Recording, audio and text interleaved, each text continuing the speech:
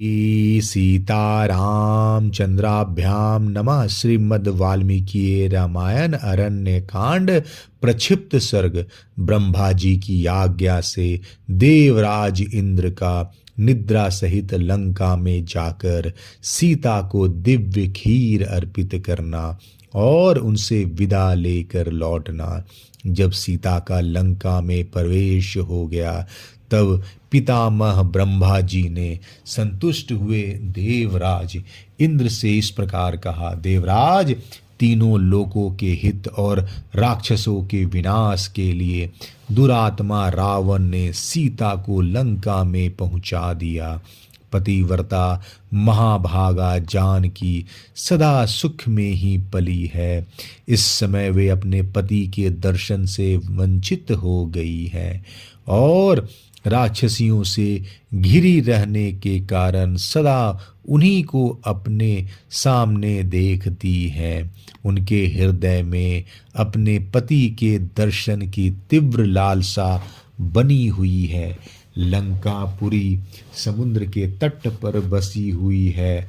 वहाँ रहती हुई सती साध्वी सीता का पता श्री रामचंद्र जी को कैसे लगेगा। सीता दुख के साथ नाना प्रकार की चिंताओं में डूबी रहती है। पति के लिए इस समय वे अत्यंत दुर्लभ हो गई हैं। प्राण यात्रा भोजन नहीं करती है। अतः ऐसी दशा में निसंदेह वे अपने प्राणों का परित्याग कर देंगी। सीता के प्राणों का क्षय हो जाने पर हमारे उद्देश्य की सिद्धि में पुनः पूर्वत संदेह उपस्थित हो जाएगा। अतः तुम शीघ्र ही यहाँ से जाकर लंकापुरी में प्रवेश करके सुमुखी सीता से मिलो और उन्हें उत्तम भविष्य प्रदान करो।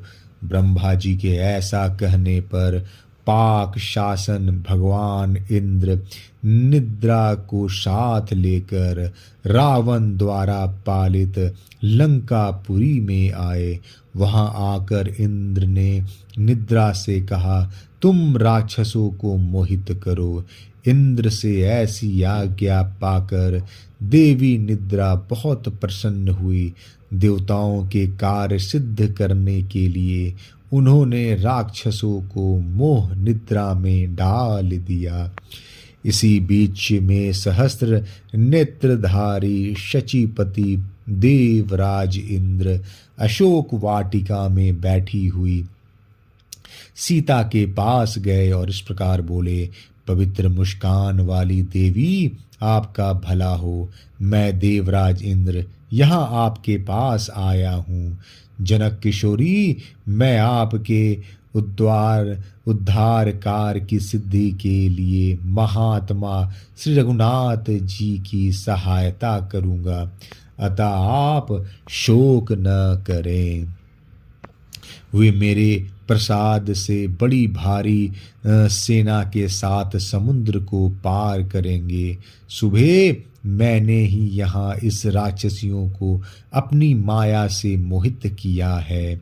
विदेह नंदिनी सीते, इसलिए मैं स्वयं ही यह भोजन, यह हविष्यान लेकर निद्रा के साथ तुम्हारे पास आया हूँ।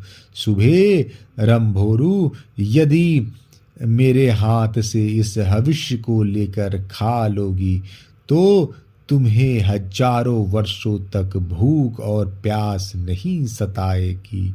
देवराज के ऐसा कहने पर संकित हुई सीता ने उनसे कहा, मुझे कैसे विश्वास हो कि आप शचीपति देवराज इंद्र ही यहाँ पधारे हैं।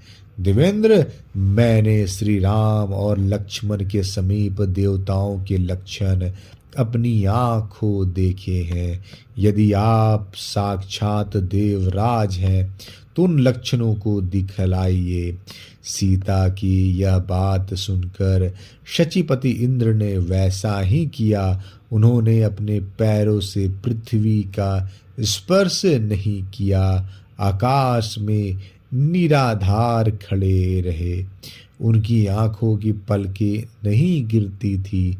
उन्होंने जो वस्त्र धारण किया था उस पर धूल का प्रवेश नहीं होता था।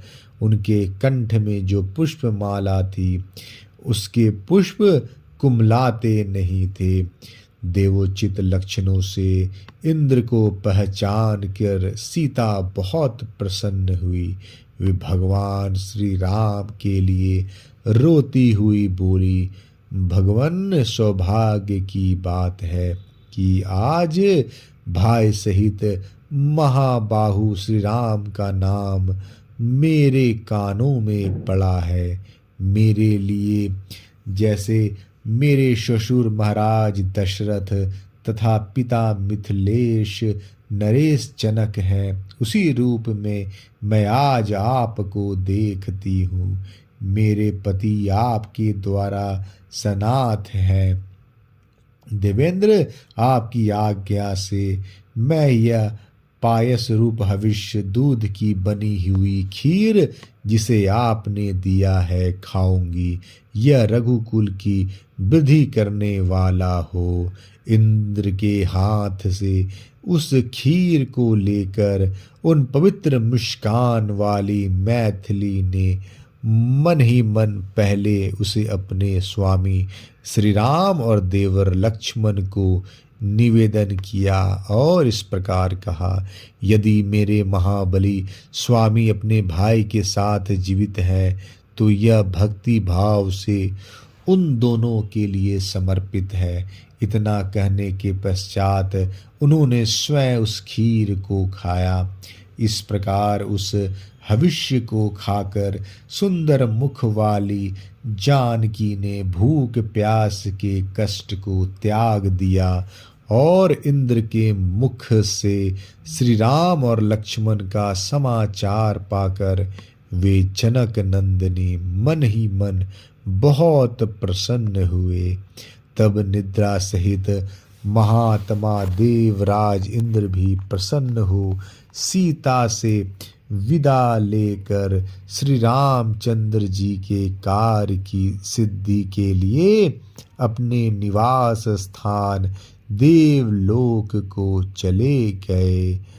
अरण्यकांड प्रक्षिप्त सर्ग समाप्त। जय श्री राम।